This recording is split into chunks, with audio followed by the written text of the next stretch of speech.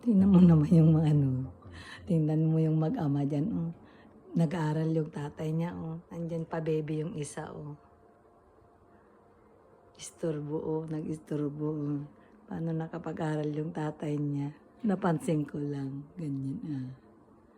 Gustong gusto naman. Buti wala yung isa na isa rin na makulit. Ayun pala yung isa na makulit. Kumakain. Nandisimbo na sukara. Andun yung isang makulit. Aba, makulit ka. Maano talaga itong baby na to na isa din. Oh, palambing-lambing daw sa tatay niya. Oh. Paano makapag-aral yan?